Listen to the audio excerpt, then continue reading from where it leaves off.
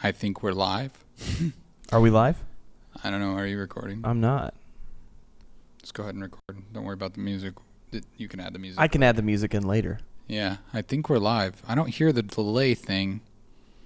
Nah, I don't know. We'll have to give it a minute to know for sure. If you're watching in the chat, let us know if you hear a weird delay thing of some sort. Yeah. We've been having some major issues tonight. Yeah. Who would have thought? I think it's just that we've been jinxed. Jeremy's gone. What was he doing tonight? Nathan's gone. You don't want to talk about it, do you? Yeah, Jeremy got the avian bird flu. So he's, it's like this weird hybrid of that and Ebola. So he's kind of, taking care of himself. That probably causes some problems. I think Nathan got a hot date on Craigslist. I'm not sure. He said he had some things that he had to take care of, didn't he? He had to take care of business. Business. I think that might be code for something. Oh, boy. Oh, my. So, yeah, I think we're through our technical difficulties and we are live. Very live. So thank you for joining us on this fine evening. This is episode 315, season 3, episode 15. It's been a whole week since we've seen you last. We missed you. I've had separation anxiety. I've been like a small chihuahua that you left free to roam in your home after you left for work. And I've just been, really wishing I had a sweater to put on that would comfort me. And I think I see your sweater over there. Oh, okay. I should put that on. That might help my anxiety during those moments when I have an attack. But you're hanging in there. But I'm doing it right now because now I'm here. And our streaming software tried to keep us from you. It can't. And it can't. We're just going to keep restarting, even if we have to break the show up into 30 different segments tonight. Thanks for everyone who tuned into our Mario Maker live stream last week. That was fun. That was a lot of fun. We didn't get through nearly as many as we thought that we were going to get through. No, we wanted to do 5 levels with one for each person, and we only got 2 done in 2 hours. So we know now the plan, an hour per level, like minimum. So maybe we'll do a couple others some time down the road. It was a lot of fun. That game is just, I don't know, something else. I don't know how to explain. It's just one of those rarities, like a game that comes along every once in a while and exceeds your expectations. Have your kids tried to play our levels yet? I don't think so. They're probably wise not to try that. Yeah, probably. They're kind of devious. I mean, we posted them so that if anybody wants to play it, if you've got Mario Maker and a Wii U, you can play it. If you want to subject yourself to torture. We've got the spoilers of being able to see how to beat the game. You can watch. I suppose, yeah. You can watch the video and then if you wanted to ruin it for yourself, ruin all the or fun. You could just have fun. I think we made them both beatable, right? Yeah. You have to beat them to upload them. You can We beat beat 'em. them, yeah. We beat them. It's crazy. I've been the video game site Giant Bomb. I've been watching them build levels with their community. And then one of their former employees, I think is Patrick Kleptic, who streams every morning on Twitch.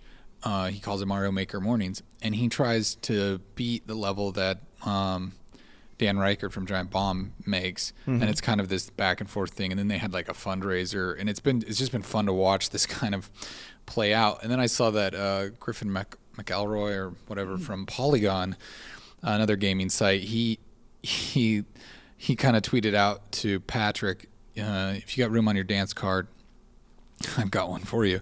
And so he's been trying to beat this level, and it's brutal. It's just, I don't know. It's just crazy to watch these levels kind of play out. And Patrick, he kind of goes in blind, and he doesn't look at any hints for the most part. But I don't know. It's just fun. It's just created this weird sub-sect community of Mario Maker people. People that like video games and are kind of wanting to design them, but without the having to know all the knowledge of things. Or there's people that just want to play the levels that other people make. Yeah. There was also a level I saw the other day that someone actually figured out a way to make checkpoints in the levels. Really? Where you would, at certain points in the level, they would put like 3 random things kind of enclosed, like a POW block and a skull and a spike. And that was kind of your code to get to that level. Maybe it was a boss fight, and that would take you, and so you'd see that code right before you'd fight the boss. Well, if you die and you start at the beginning of the level, you would go into this tube, and there was this huge, like, Rube Goldberg contraption that someone built.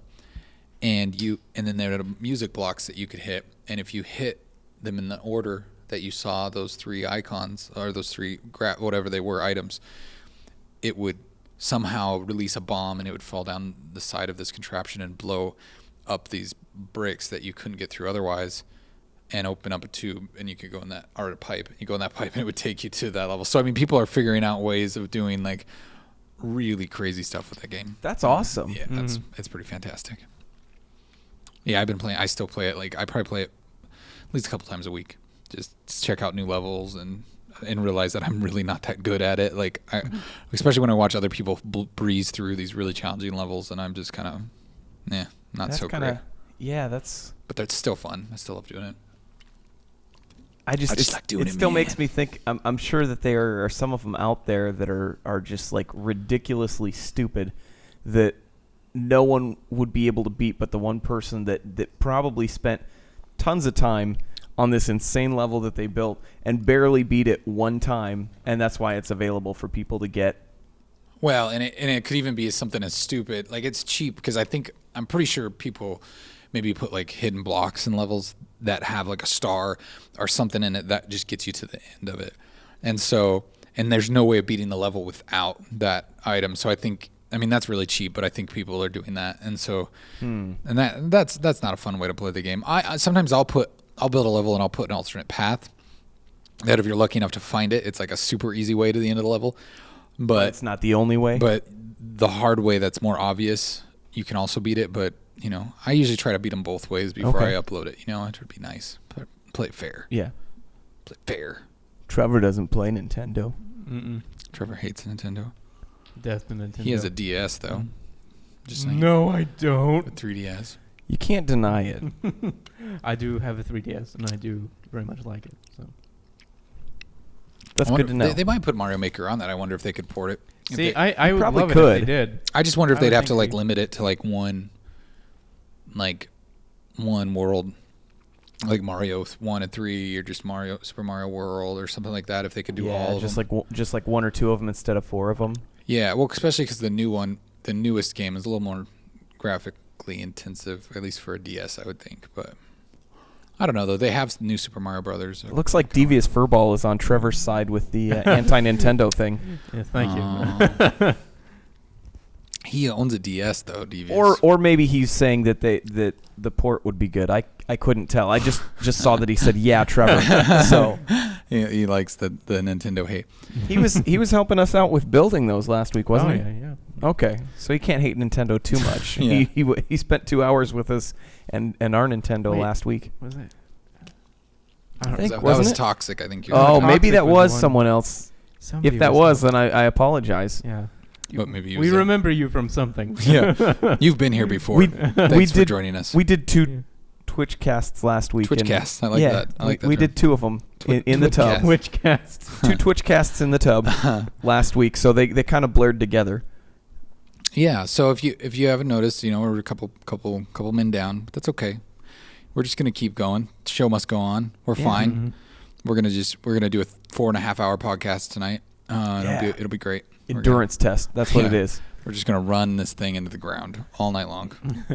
Not really. But that's... I also was playing Super Meat Boy last night. That was fun. I downloaded it and have not played it yet since it's been free on PlayStation. Yeah, it's free for PlayStation Plus. I haven't played it since the 360. I didn't get very far in the game then. Probably not going to get very far in the game now.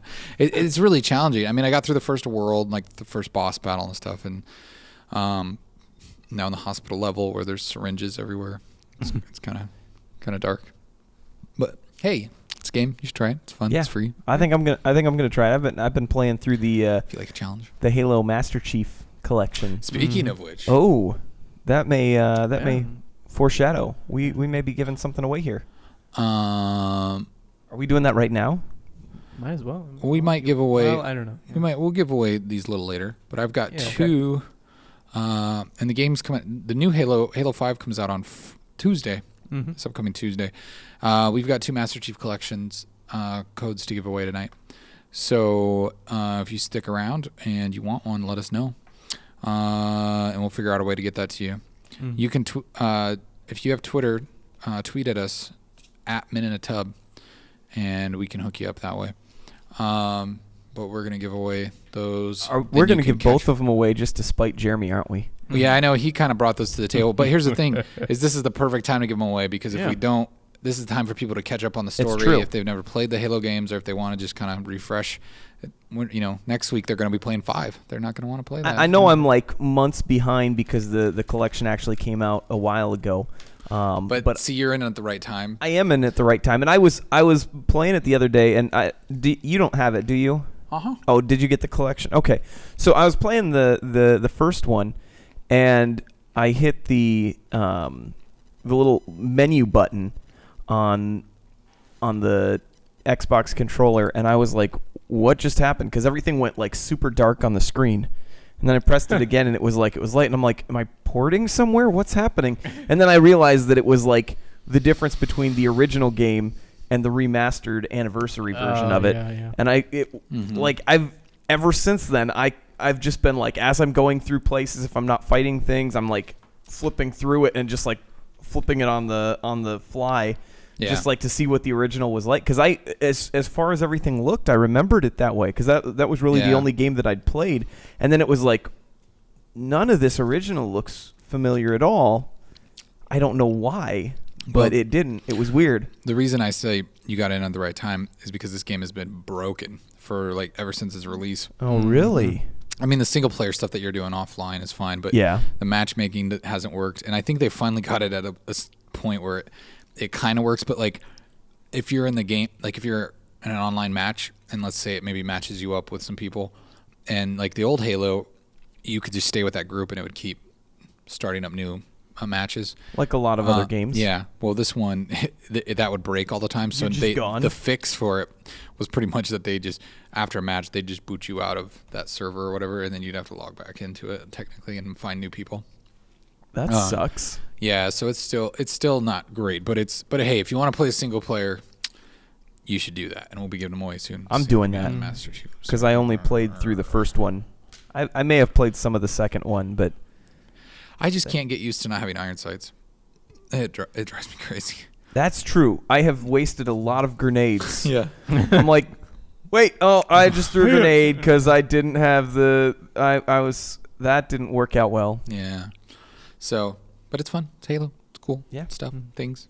Having short fun. Words. Gotta say words short and quick. Like Sam this. short. Very short. Like this. Okay. I've been playing through Uncharted. Oh, yeah. Again. All 3 of them? All 3. I just made Let it me to guess. the You third got one the Nathan Drake collection. You are right, sir. Yeah. Hey, I got the name right. I haven't played those either. Is it like a big improvement? I mean, I've seen some video and it looked pretty neat. Like Honestly, nice. I mean, I'd have to see a side by side. I don't know. They were pretty good looking games. I mean, they definitely. I mean, they look like old games. I mean, and I've run into a few things that were kind of wonky. I can't remember exactly what they were, but I mean, they were just visual things. I mean, but yeah, and I can definitely tell they're dated. I haven't gotten to the third one though. I'm just like, this is like way better than the rest of them. But I am not too far into the third one. But I see. For me, I love the story for those games, and just getting the chance to play through those without having to go through back to my PlayStation 3.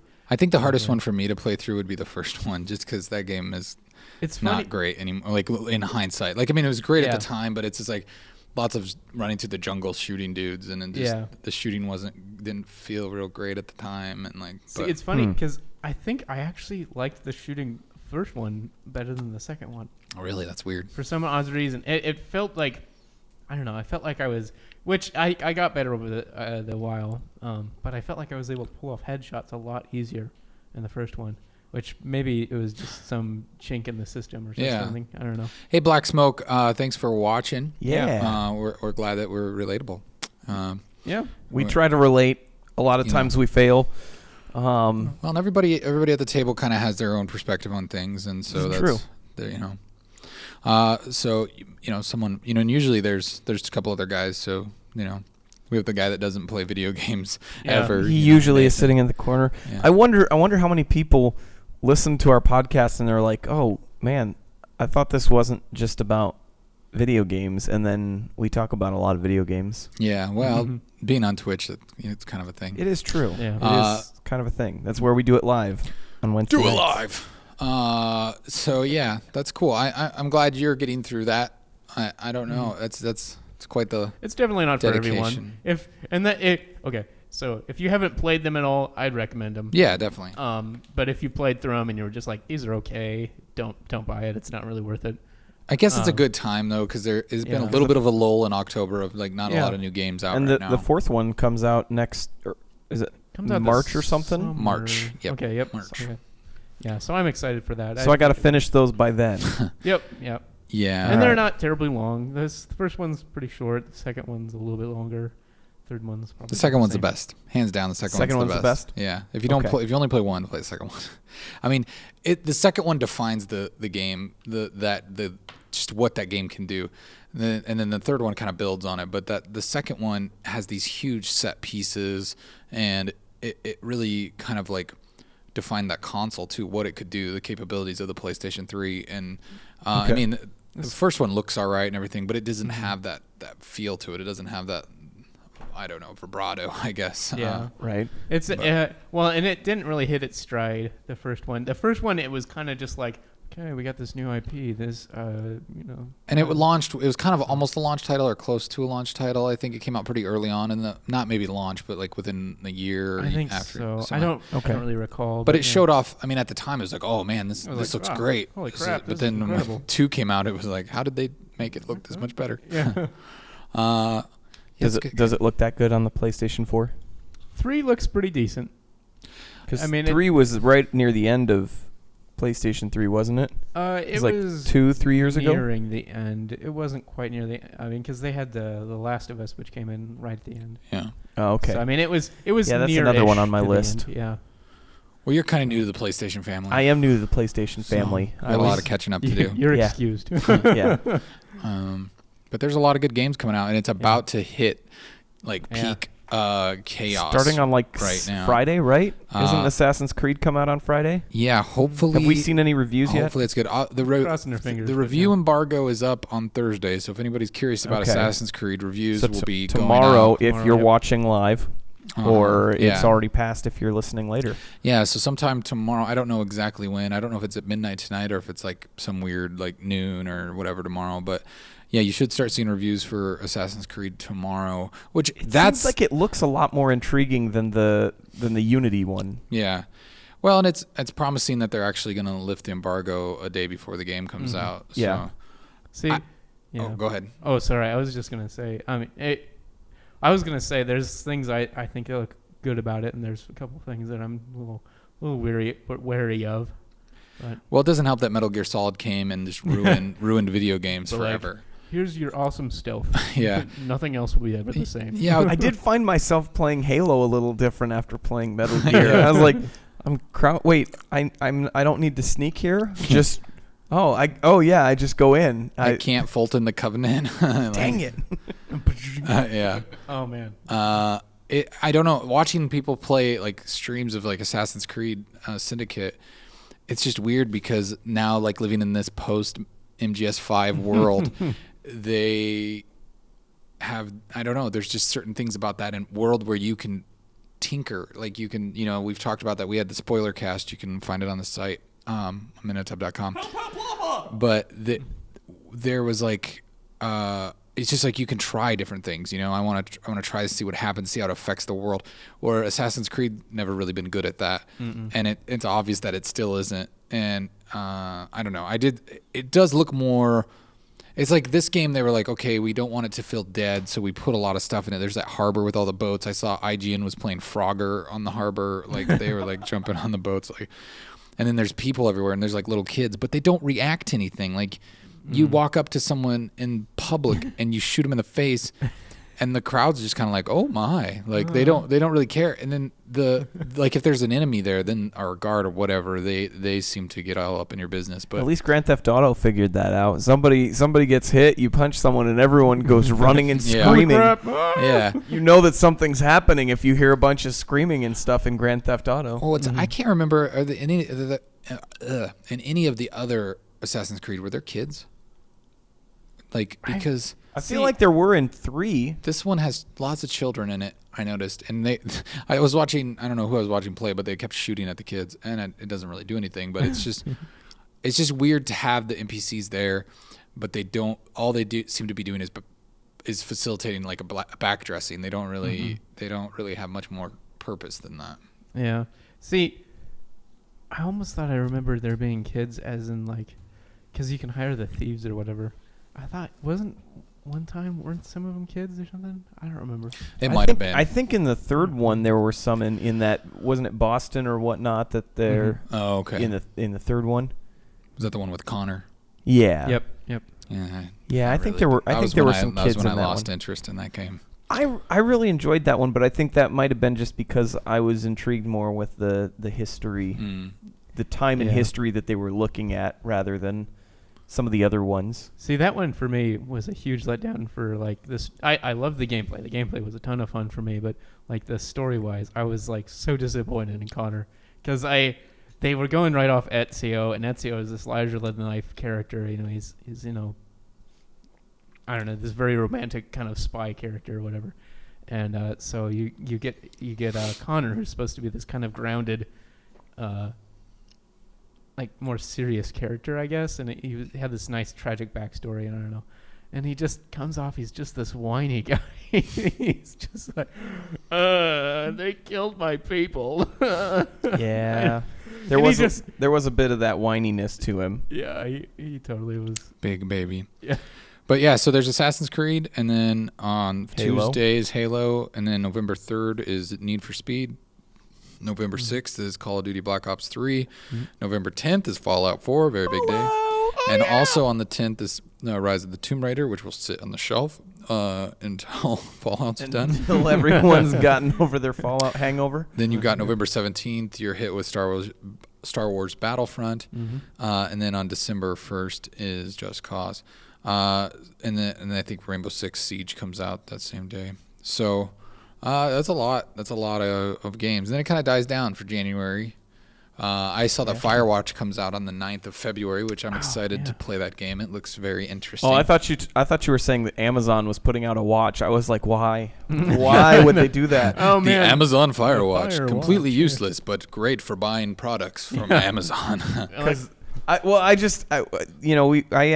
think my wife said something about that phone last night because she saw an ad for Google and thought that it was the Google phone that had completely been disrupted, and I was like, no, that was the Fire one. It's so funny how terrible that phone just fell apart. It was pretty much garbage, but they were excited about it. Yay, Amazon phone. You can get it for 99 cents, I'm sure, still from Amazon itself.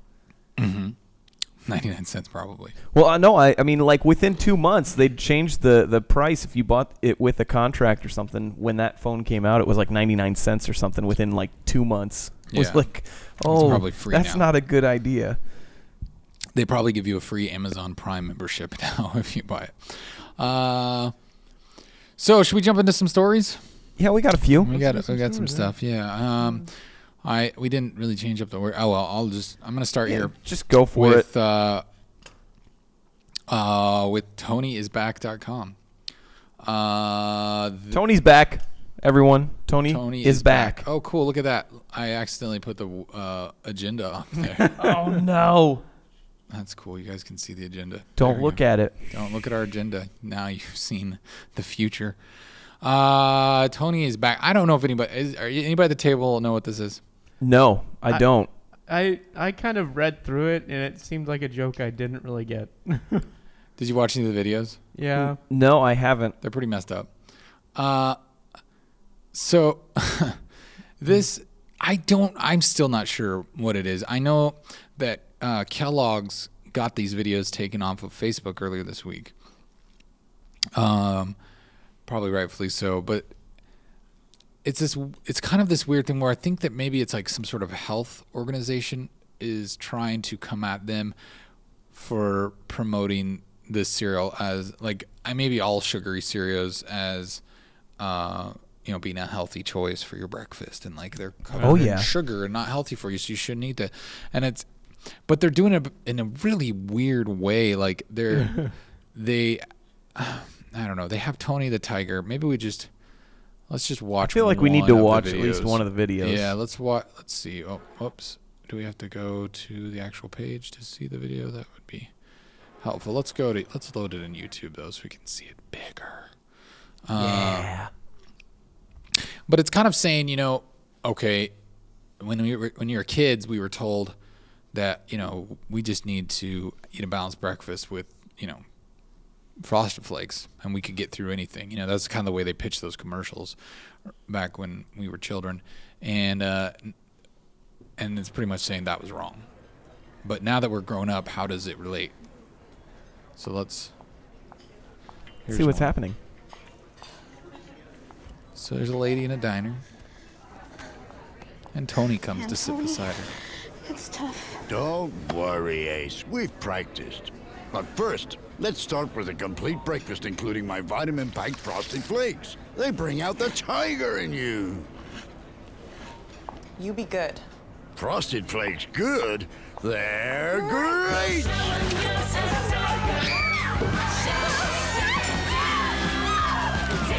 So yeah, Whoa. It's all yours, Tiger. She's got a bomb on her. Yeah. And you. And she's a suicide bomber, I guess. Wow. I did not expect that. Yeah, it just kind of comes out of nowhere. It's like, this lady sitting in a diner, she looks down on her luck, and Tony is encouraging her, and then she's a suicide bomber. See, that's what I guess I didn't really suspect any sort of intentions, but that makes perfect sense because it is. I saw it and it seems like those. It was like what? You guys can have Really uncomfortable and like I don't know. It's like, this is supposed to be funny because it's not. It's just. It almost looks like someone just did like a hack of Kellogg's almost. Well, not to mention Tony doesn't sound like the actual Tony Right. at all. Yeah, it's quite a bit different. But here's kind of the video that explains it. Almost 30 years ago, Tony the Tiger inspired and helped troubled kids to solve their everyday problems. Wow, Tony, they're tough. You're next. Don't worry, Ace. We've practiced. But first, let's start with a complete breakfast, including my Kellogg's Frosted Flakes. Now, 30 years later, Tony is back to help. Okay, this is what we got. But No, I don't want it. the kids have grown up, and their problems are grown-up problems. I don't care, Tony. It's such a stupid job anyway. and Tony. It's tough. Oh no, Tony. Even when the going gets tough, We'll do Tony stands by them, encouraging them to continue. We've practiced. Don't get all good on me. Frosted Flakes good? They're great! But the world has changed. It's become much more complicated. What used to help is now making things worse. Far worse.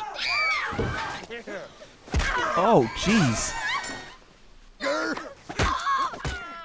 Tony is confused, like the kids he used to help. He doesn't know what to do. Oh no! What should I do? Now is your chance to help Tony out. Go to our website and tell us how Tony and Kellogg's can act more responsibly. I really need your help.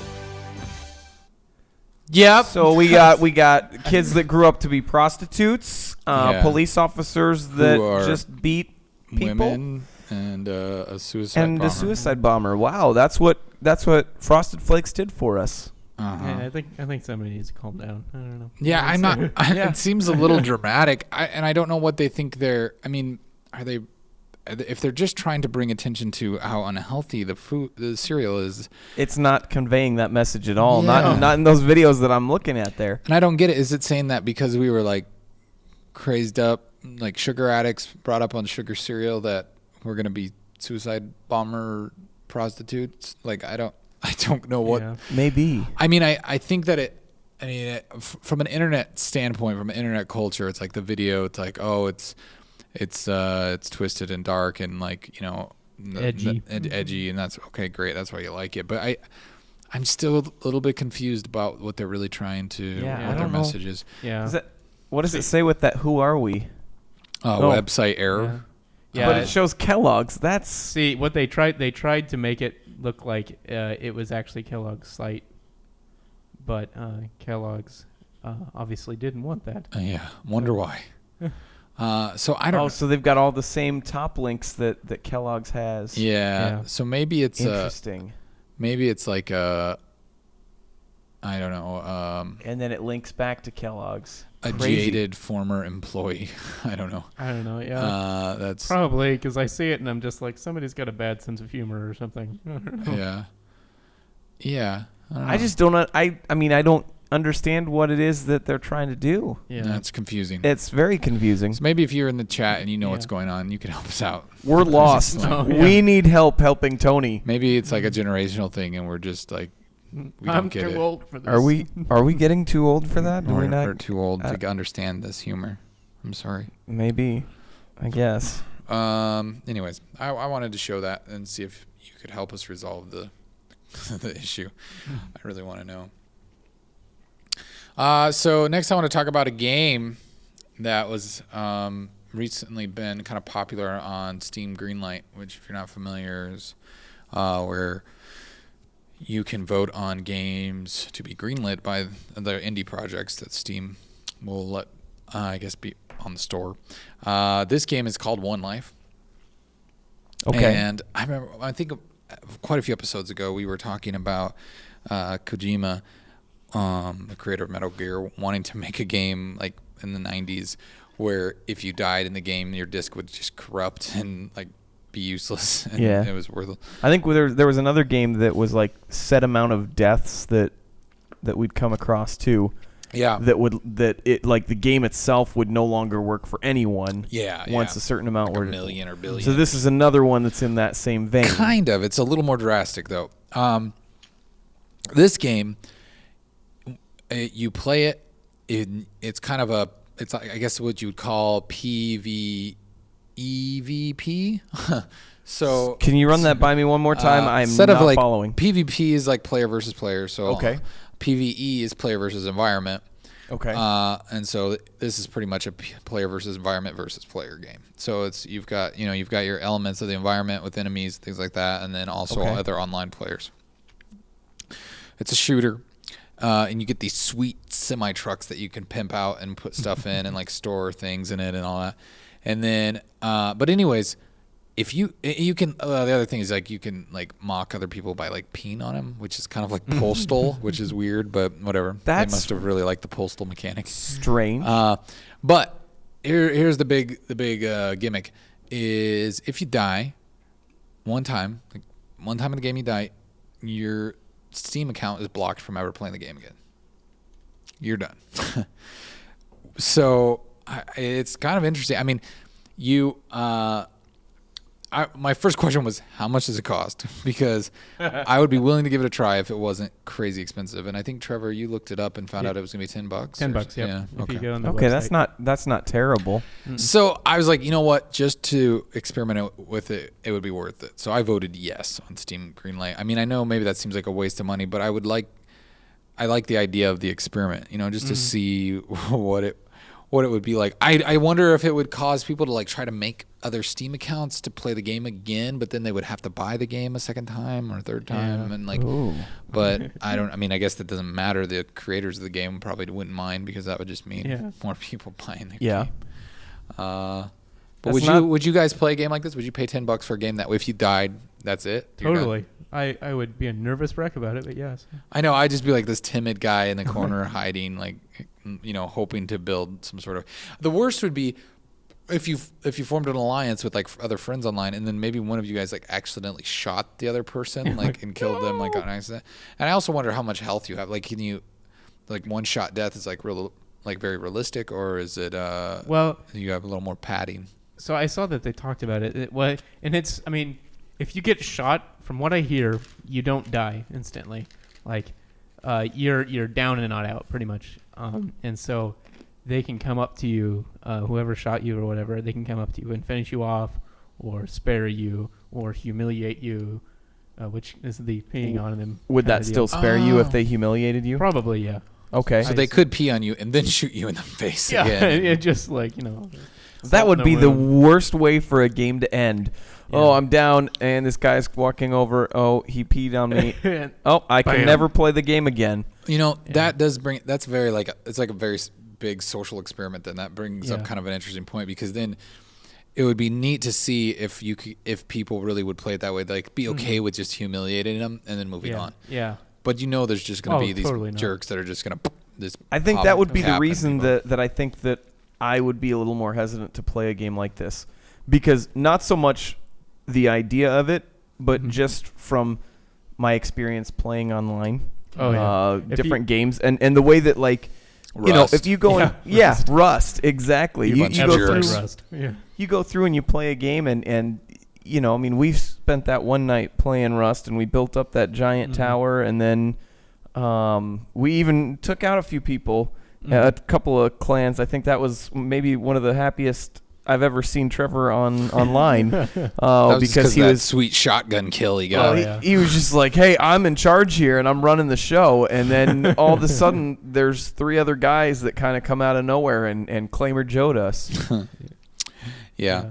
Well, go ahead. Oh, sorry. I was going to say one thing that I think is really interesting about this game, though, is that, well, and they mentioned that in this article too, is you could, I mean, if you spared somebody's life, you could have them work for you. I mean, because, I mean, you take their weapons away, they can't do anything. And if you kill them, game over. Yeah, so you threaten their lives. You threaten their lives. You can be like, okay, you're going to go gather some resources for me. How much is that $10 really worth for me right now? And so it's just, I love that aspect of that, because it's like, even with Rust or DayZ or something, you know, they still don't have that much power to threaten you. Yeah. Because, I mean, if they kill you, it's just like, oh, I lose my stuff, whatever. I mean, if you don't have stuff saved, I mean, there's a little bit of that in there, but nothing like this. The stakes are not this high.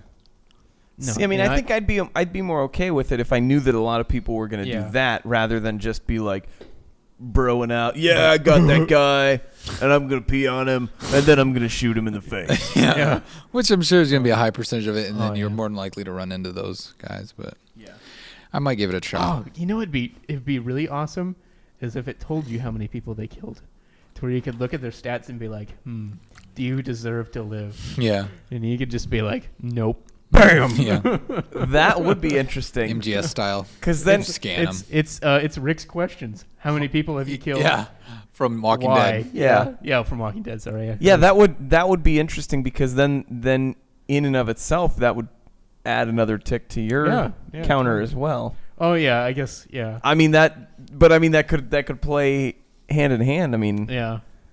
That's interesting. I think if I had $10 laying around, I would be intrigued. I don't know if I would actually pull the trigger, but I think I would lean more towards getting it. If it was more than I'd be like right in the middle, I think. Like, I think if it was $20, I would be a little more hesitant. Yeah. Like, I'd be like, But I feel like at 10, that's like, not a terrible cost to just for an experiment. My concern is that I would walk into the game or something, and as a noob in the game, someone that's already been playing it for like the 6 hours that it's been released already before I get a chance to, is going to just know everything, and I'm going to be like dead right away. Like that would be my biggest concern with it. So if that happens, though, you get 2 hours of playing a game, you can get a Steam refund.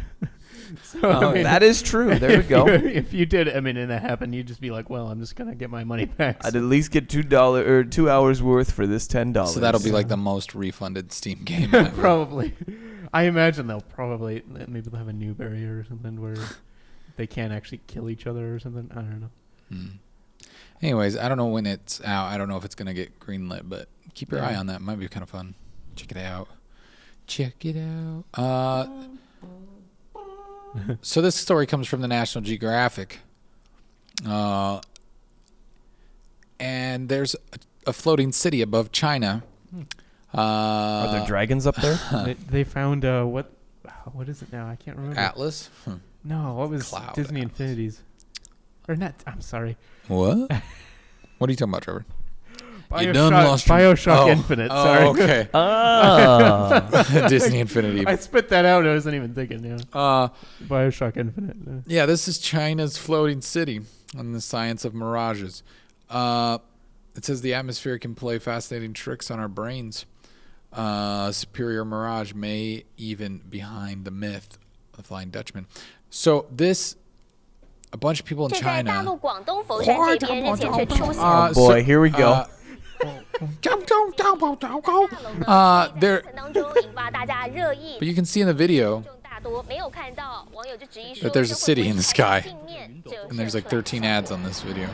But yeah, it's real short. There wasn't much to it. Oh, man, but do you see that? You see that? It's weird because Okay, I see it. yeah, Is it Asgard? I don't know. It's just the weirdest thing because I mean, when I think of mirages, I don't think of them being camera friendly. Like, Yeah. if you point a camera at it, like you probably wouldn't see it that clearly. Some people are actually speculating that it's like the Chinese government using some sort of hologram technology to toy with their citizens and see how they react to it. Totally makes To sense. study them. You know, as much of a not conspiracy theorist I am, that does sound exactly like something China would Yeah, do. be like, let's see. Do they think it's? Did they come to a rational resolution with it? Like, oh, it's just science. It's a mirage. Or do they think like we're hiding a city in the clouds? Like, I mean, like what do they? And then maybe they hunt those There's people got to down be a and city in the clouds. That's how they're gonna like work, like filter out their population, depending on how they react to the floating city. I don't know. I still don't know if I've really found any answers to it. I don't know if anybody has. It's just such a weird thing. It seems like science fiction. I mean, it's just there's a floating city in the sky. It's a weird atmospheric mirage, I guess. I mean, it being, I saw like an ad for this. I was like, oh, it's just one of those stupid clickbait things, and I didn't know it was like legitimate, like more legitimate, like from National Geographic, whatever. Yeah, they're at least talking That's about totally crazy. Yeah. Yeah, I don't know how Interesting. to take it for sure. Cloud City. It's a real thing. Oh yeah. We got a couple comments. I don't know how to help you, Slow. I don't know what's going on in the theater, but ironically though, Godfather, we have more men in the tub usually. Yeah. Yeah, it's a is small actually- tub tonight. You caught us on a small week, Yeah. Well, We're down a tub. couple. And there's- Jeremy even had things that he wanted to talk about. He was really disappointed. Or I'm sure he's really disappointed. you know, we have his stories on the agenda. Should we talk about them? We could try our best. We could try. I don't know. Do you think we should? Maybe that's rude. Maybe. We haven't read. I haven't read these at all. So we don't know what's happening. So this guy's holding a big thing that looks like a gun. Portable 3D printed railgun? Is that what that says? Yep. Guns, America. I'm Jeremy. Vote for Rand Paul. Nailed it. Oh, sorry. Oh, sorry, Godfather. We didn't recognize you. He's apparently been here before. Yeah, I remember Godfather. Okay. Yeah. I'm sorry. I have a horrible memory. I remember you, Godfather. Can't forget that name. The Godfather. So yeah. There's actually pictures of it shooting. Some gifts. Yeah. So that's cool. I bet that's why he's not here tonight. He's actually making a railgun. He's Probably, printing off a railgun. I wonder if he's watching us. Hey, Jeremy, if you're watching that from home, hi. I don't know Hi. if you're Jeremy. Yeah. puking or pooping or have a sore throat, Something. but he's ill. Okay, so cool. Let's move on to Jeremy's nether story. We covered that really well. I think. All right, I think we got the gist of The it. other Nice- ones, nice and thorough, I know yeah. he was really excited about this week because Being it was Back to the Future Back to the Day. Future Day. He wanted us all to dress up, and we all kind of looked at him a little funny. Let's see.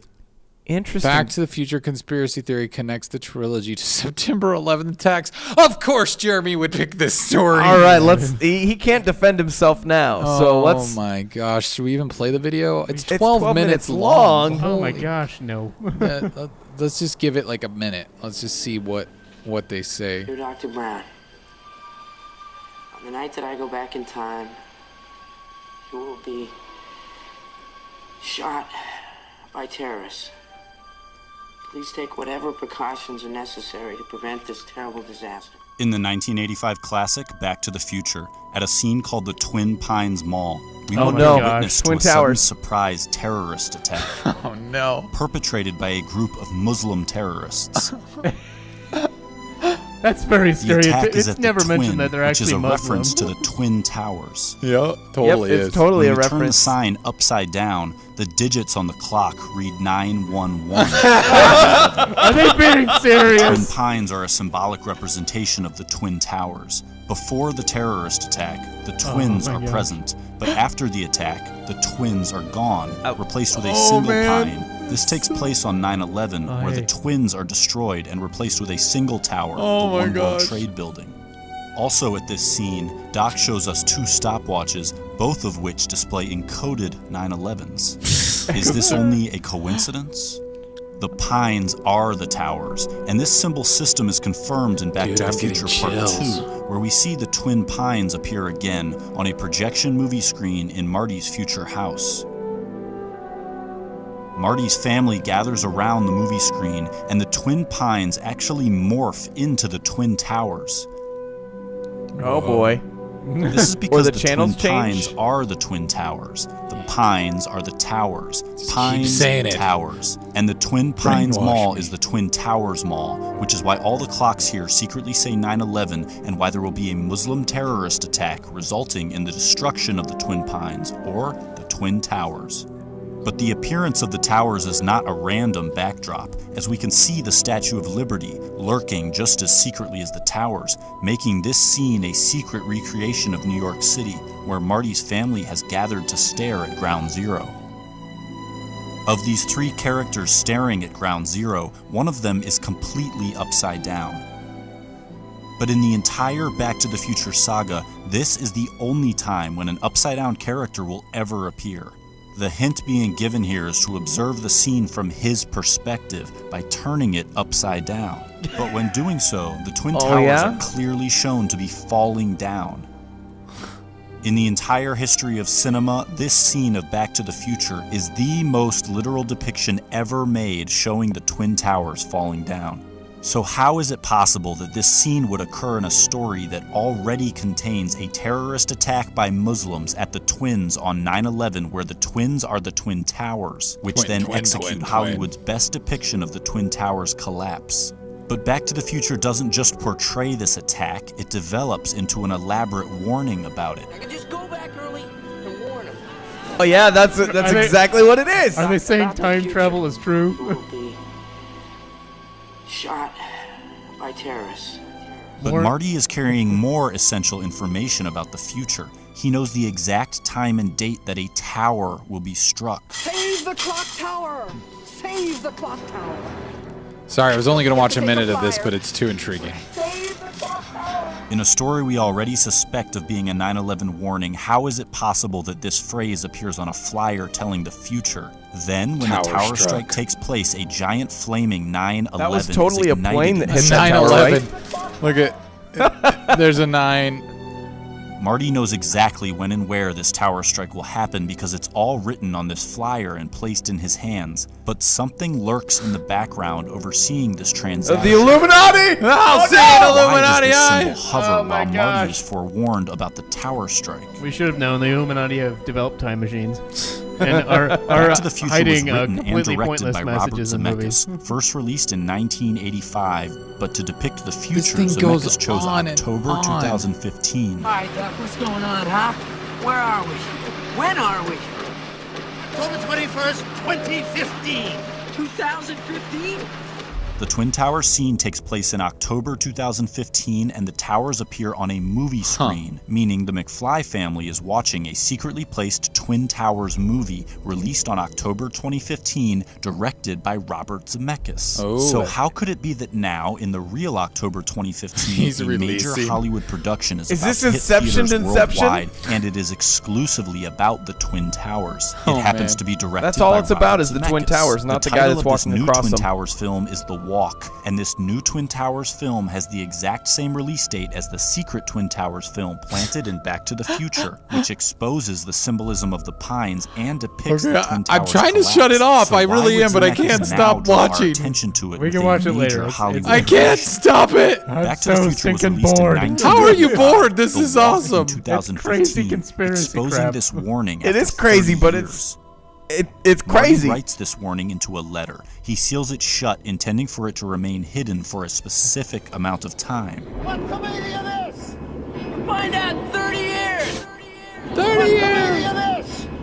Find out in 30 years! The Walk is the reveal of the 9/11 warning given to Doc while he is Okay.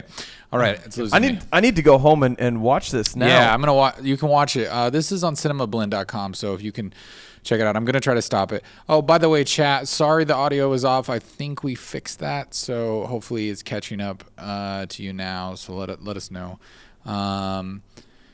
Anyways, I guess Back to the Future predicted 9/11. I mean, it seems completely plausible. I mean, I see nothing wrong with that argument. I'm buying it for real. So one more story from Jeremy. Thanks, Jeremy, for giving us these stories, even though you're not here. This says, new Back to the Future parody sends Marty to the real 2015. Oh, this is something from Nerdist. Okay, cool. Well, if you want to watch that later, because we're already just spent a whole bunch of time on a video. We wasted time on the 9/11 when we should have probably watched this one. Yeah, instead. I'm just curious how long it is. No, we're not gonna watch it. Okay, you guys can watch that at your own time. Go watch it now. If you've already watched it, let us know. Maybe it's good. I don't know. But Jeremy's not here, so we can skip it. So I found some more information about Back to the Future related piece of equipment. Stanford has a DeLorean that they are teaching how to drive on its own, and it does killer donuts. It's a mad drifter. Yeah, you don't really need to look at the story itself, but just some of the pictures. Wow. It's an autonomous DeLorean that they've fit up so that it would basically drive itself, and it can do almost perfect donuts around a cone. Wow, that's awesome. That circle, that was a perfect circle. Yeah. I wish that I had the money that I could invest in that car right there. Oh yeah. I'd kind of like to just ride in it while it drove me in circles. I know, right? DeLorean, I don't know. I mean, I can't. I don't know how to separate it in my brain, but like that car looks so cool to me. It never gets outdated.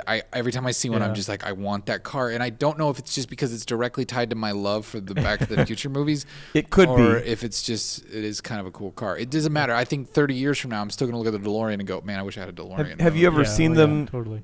Like in the wild? Yeah, I've seen a couple. I'm always of them like in car shows and just stop and pull over and open your doors, because please. My wife used to drive by one on her way to work every day at someone's business where they worked, and it was always parked there. And she's like, I should just steal it. I was like, well, maybe. Well, I mean, that'd be cool for that one day. Yeah, until we get caught, because it's not hard to find a DeLorean. It's just it's hard to believe that it's spinning those donuts on its own. Yeah, it's crazy. I saw on eBay today, because I mean, being Back to the Future Day or whatever, everybody's got stuff. They had one for sale that was for like $30,000 or something like that, which it's a lot for a car that a lot of people kind of said didn't really work very well. Yeah, because the air conditioner always went out and stuff like that. Well, and then I loved it. They talk about the joke that there's the built-in joke of getting a DeLorean up to 88 miles an hour is not possible, really. Yeah. Well, from one car to another, I guess I'm the car guy tonight. Domino's has a new fleet of cars that they are using. I found this one on The Verge. It's cars that are designed to keep your pizza safe.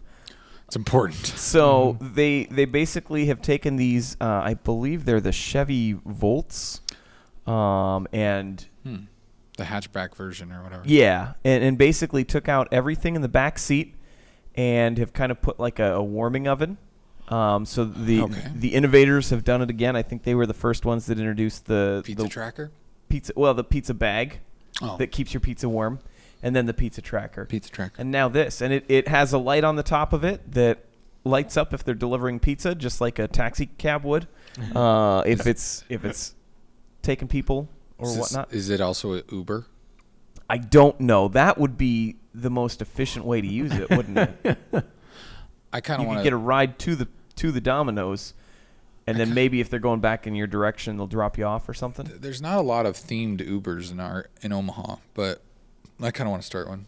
A themed Uber? Yeah, I mean, I think Lyft does it a lot, but you can you can be like, I'm like the Mike Tyson's Punch-Out Uber, and like you can play that game in my back seat. See, we can get a DeLorean, and we can have a Back to the Future theme one, and that would provide a perfectly legitimate reason to get a DeLorean. Yeah, drive people around in an Uber. Yeah. Put like that would be amazing. The movie's always playing in the car. That'd be cool. And you'd have to get the back end like you retrofitted. have to get the modified. Yeah. And Mr. Fusion as well, and a flux capacitor. Oh, of course.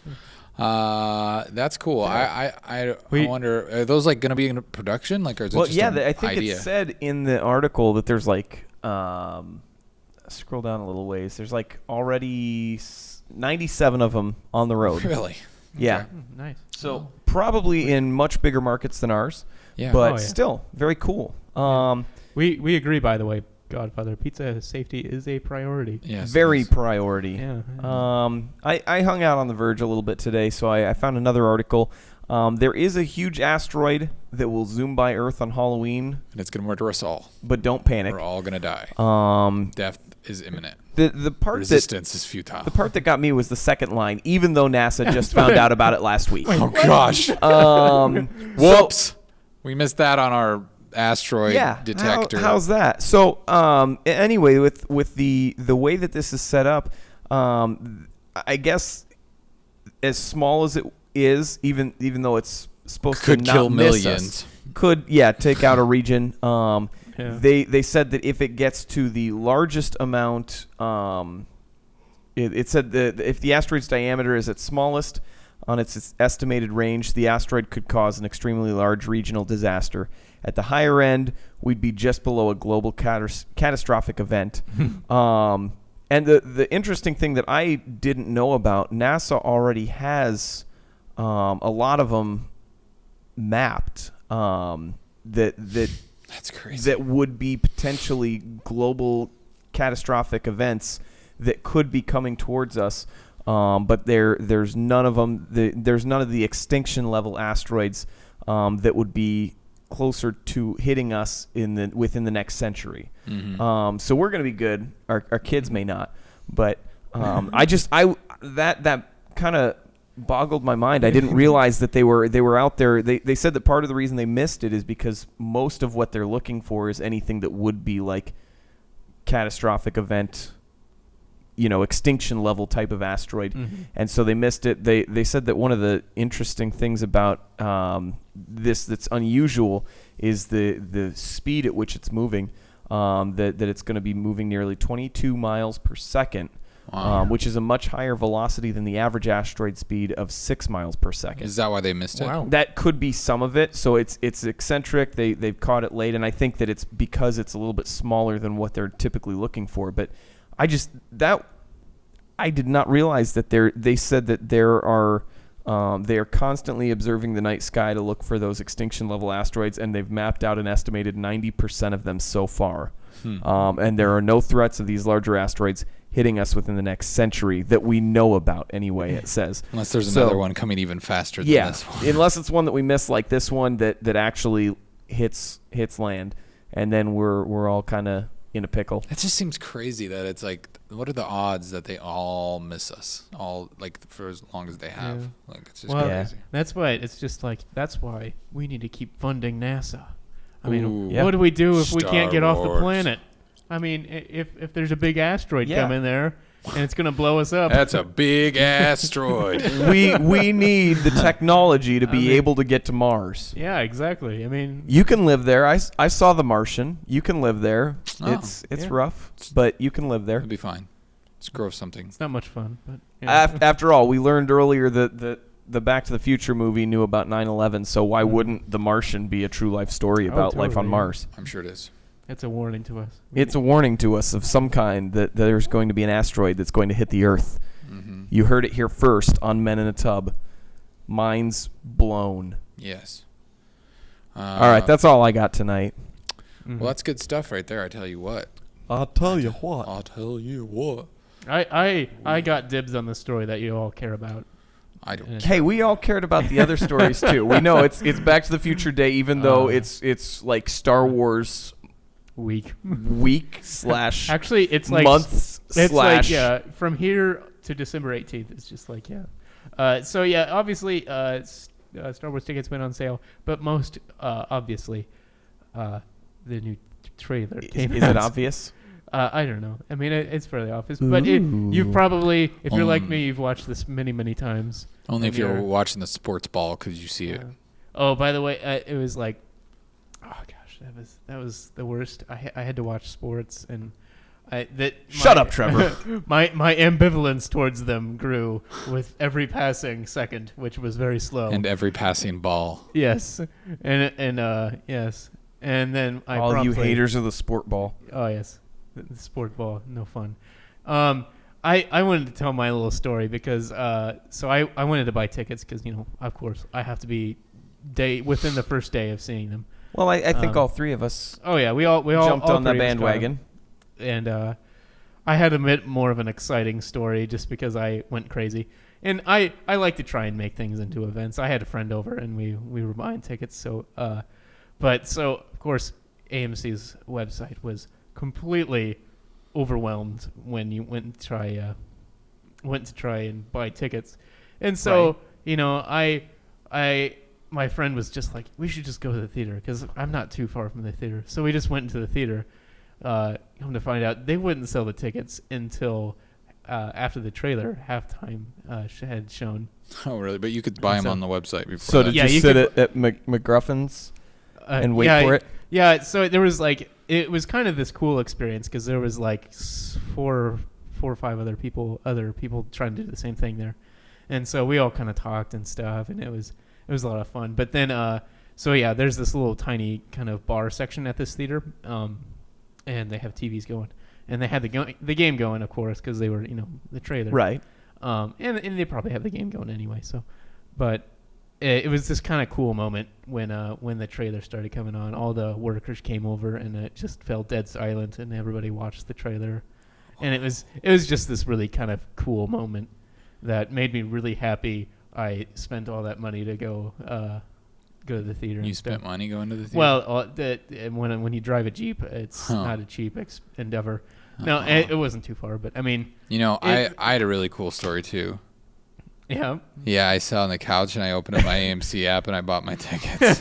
But it was excruciting. Oh yeah. Right? It was there was this moment. Mine reload. I had to reload it I had like to 16 scratch times. myself. Yeah. And then it reloaded. Did yours load just like No, it didn't. fine? I had to keep reloading the app over and over again. A little trick, pro tip: switch between on your phone. If you switch between Wi-Fi, turn it on and off. Like it'll switch the LTE tower and then to the Wi-Fi. And it keeps pinging their server when it does that, so it kind of I don't know. I think whatever Interesting. It was doing, it helped me. Mine logged me out of the app, and then it didn't show my cards that were saved in there. Yeah, mine lost my cards too for whatever reason. But then I went back in later, and I had hit save on it, and then it had the same card in there twice. Oh, well, good. So you probably have the same card in yours twice too. No, because I went back to buy another ticket later, and it was not. It was just the one card. So I don't know. But it didn't log me out. That's maybe the difference. Oh, maybe. Yeah, but at least Trevor had an experience. Yeah, Trevor did have it. See, it's like I am not trying to say I don't know. I just I love these times. It's just I love the idea that I can be remember that time we went and got tickets or whatever. I don't know. I like trying to make events of things. I do agree, but at the same time, I do enjoy the fact that I just sat on my couch and I have the tickets on my phone ready to go for December. No, that's definitely good. But we don't have stories to tell our children. Yeah, you don't have just that the internet was crashing because everyone was trying to buy them online. That's going to be 85% of our stories to our grandchildren. Oh yeah. I remember when the internet wasn't stable.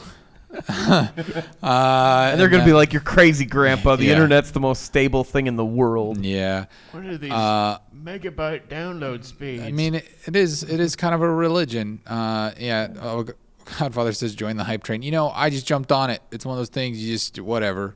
It's Star Wars, and it's not, it looks a lot better than those crappy prequels. So, hey, I'm on board. I'm jumping on. Don't care. So. Did I see a spot in there that had R2D2? It does show R2D2. Yeah. And was that a mechanical hand that was being placed on him? Is it too far a stretch? I can't remember which hand it was. That might have been Luke. Was that Luke? Could have been. It's suspected that's Luke, but we're not positive. I feel like that has to be. I've been going back and forth a lot with the whole idea of whether maybe Luke could be turned to the dark side. Oh, I hope so. I hope so. Which could be kind of cool. I feel like it would be a better story for whatever reason. See, I could see it either way. I mean, if it was my personal preference, I'd prefer he not be evil, just because I think it fits his arc better. But I don't know. I mean, I will probably, as long as it's well written, I will love whatever they do. So, I found this video today. I think IGN might have shared it, of Mark Hamill talking. I mean, this was like a long time ago. He's in this thing with Kevin Smith. When was this? This is a long time ago. This looks like a very long time ago. It's like 80s. Jason, no, not 80s. It was published back in that video quality. Well, the quality does look a little like it's that looks like 90s maybe. Okay, maybe 90s. Yeah. Early 90s. No, because Lost was on TV when this was. That was late 90s, so early 2000s maybe. It might have been early 2000s. I think it actually was probably early 2000s. Anyways. This was a show on our independent film channel called Dinner for Five. It's got Kevin Smith, and he's talking to Jason Lee, Stan Lee, Mark Hamill, and J.J. Abrams. Ironic, J.J. Abrams being the director now. Yeah, it's really interesting. And Mark Hamill talks about how he was trying to convince George to let him go to the dark side in the third movie, Return of the Jedi, how he wanted to be. Like, he wanted that to be the story arc, which is just kind of interesting. But let's listen to it real quick here. Whoops. Hold on. Let's get some audio. Of the new trilogy, and see him, like, now he's obviously in Sith. He goes... Oh, sorry, I'm going to back it up a little bit. But I haven't heard anything about it. And I just keep ducking the question, going like, I read that online too. They're talking about a because I'm hoping potential like Star Wars TV show, George Lucas which going to be never like, happened. well, I guess we should do it. Do you look at the Hayden Christensen arc of the new trilogy, and see him, like, now he's obviously in Sith. He goes full bore to the dark side. Yeah. And you and I talked about this once. Do you, like, sit there going like, man, in Return of the Jedi, that should have been me. I should have been the dude. I pitched that to George. Did you really? Yeah. So did you want to, in the last one, in Jedi, just go nuts? No, as an actor, that would be more fun to play. I just thought that's the way it was going. From when we finished 2, I figured that's what will be the pivotal moment. I'll have to come back, but it'll be like I'll have Han Solo in my crosshairs, and I'll be about to kill him, or about to kill the princess, or about to kill somebody that we care about. And, it'll be, it's an old cornball movie, like World War II movies and stuff. And I was the one that said to George, because I lived in Japan, I said I should come back having been trained somewhere with shaved widow's peak and a top knot, like a braid. He said, no, I want your hair to look exactly like it did in the other 2.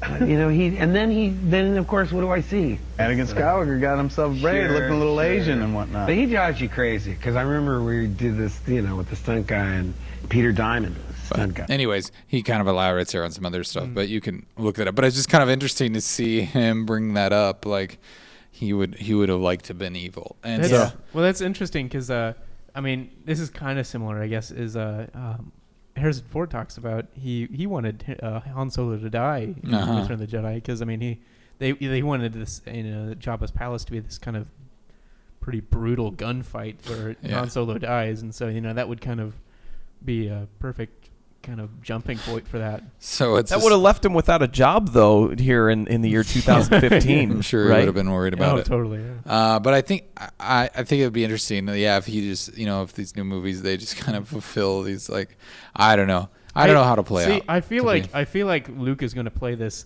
kind of. He's going to have a small role, but it's going to be entirely pivotal. Like, it will change what the movie is. I don't know.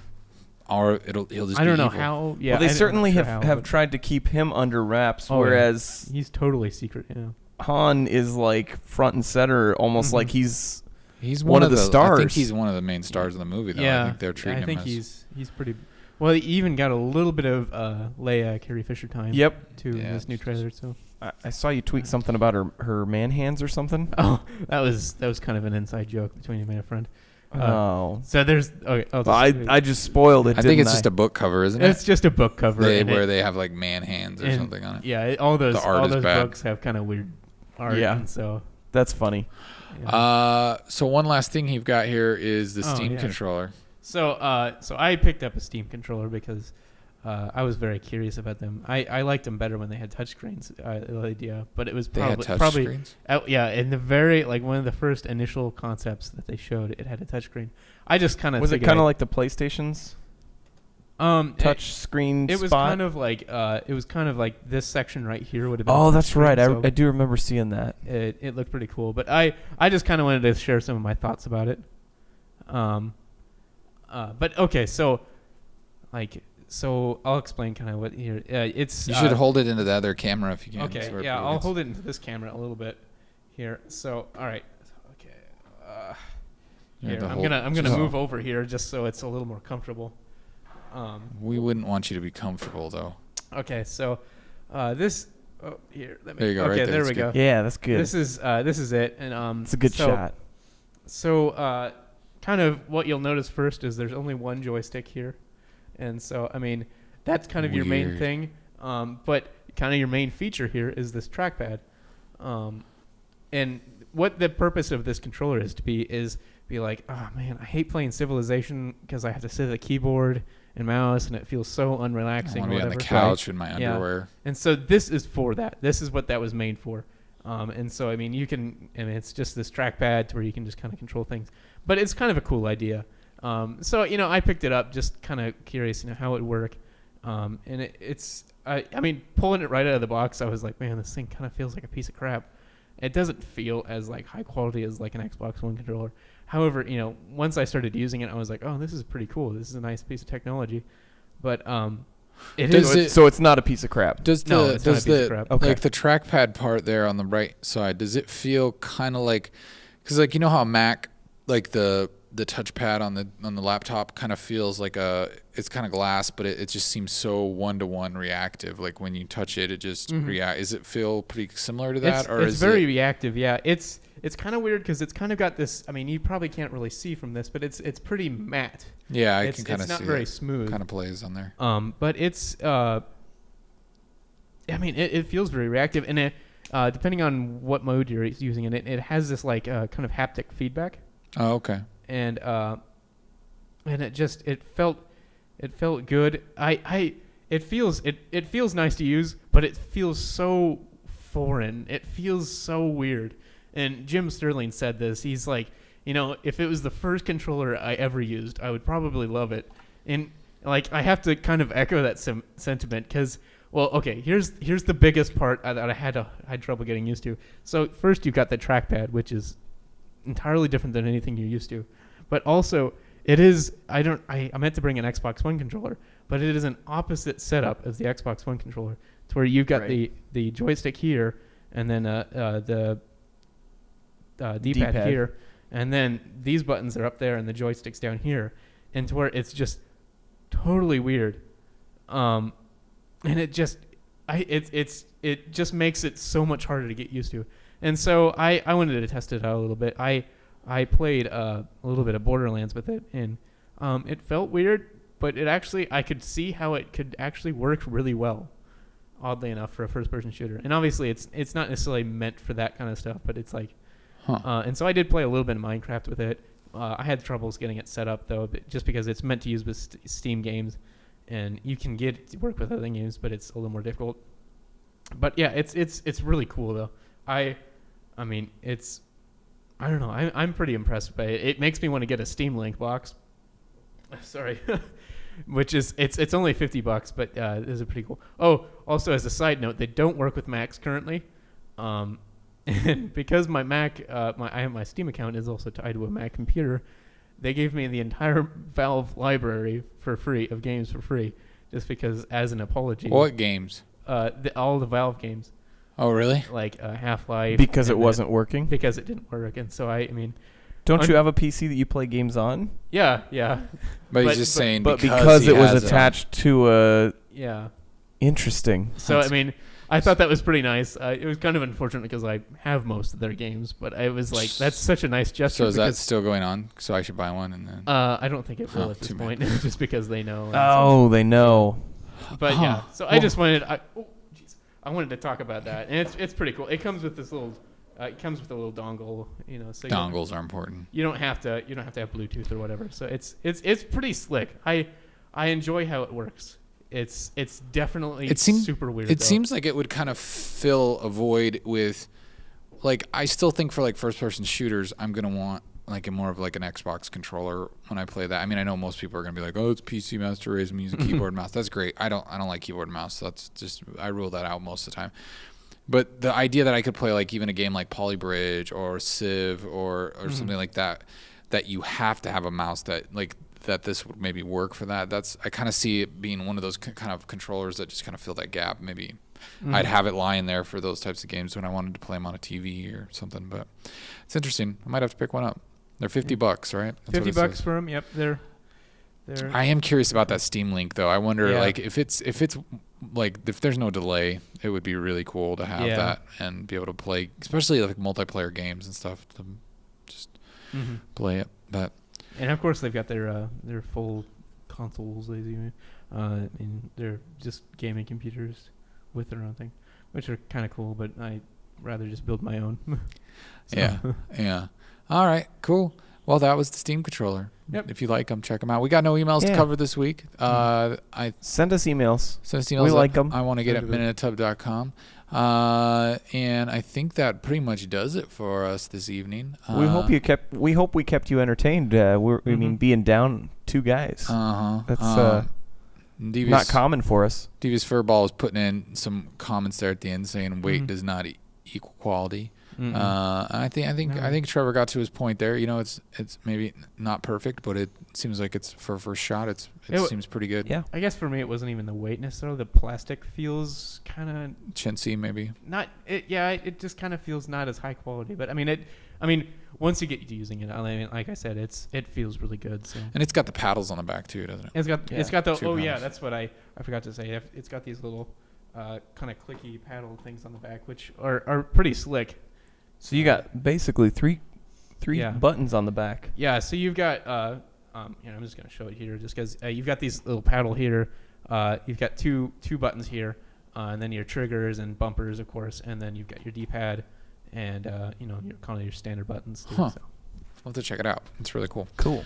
I think that's it. Anything else you guys want to cover before we sign off tonight? Sorry about the audio stuff. Yeah. We had a delay set up for our Mario Maker stream, and it did not get removed. So that would have caused problems for everyone. Sorry about that. But that's all right. If you're listening on the iTunes, you wouldn't have even noticed. You wouldn't notice it. So hey, are we? Doing anything with these Halos? So. Yes. If you followed us on Twitter, has anybody followed us on Twitter in the chat? I think we've gotten one follow from the chat. We're gonna send you a code for Halo Master Chief Collection, and we're gonna watch that Twitter tonight. If anybody else wants to jump on, we're gonna give both of these away. So if we don't get someone else, I think Godfather, you might have followed us. Yeah, looks like he did. I hope that he has an Xbox. Yeah, we're gonna send you this code. If you can use it, let us know. If you can't, just tweet it out and let people have it. And then if we don't get anybody else to follow us tonight, we'll just tweet the other one out.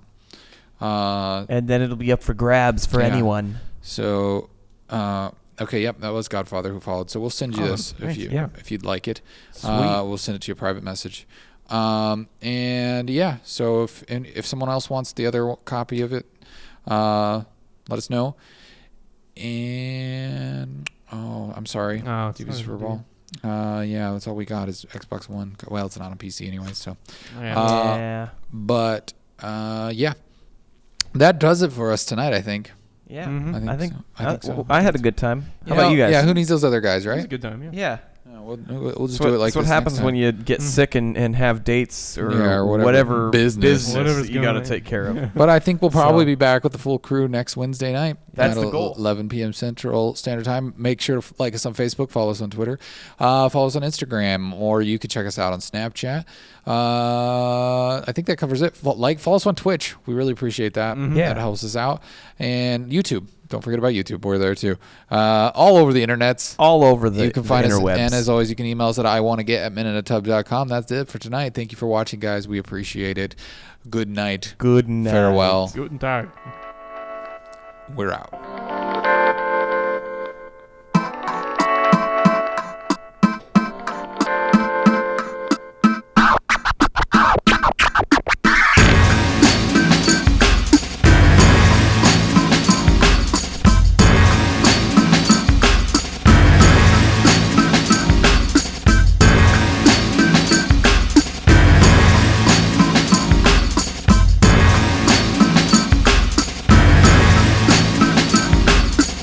Really bad dancers. Good night, Devious. Good night, Godfather. Thanks for watching. Have a good time.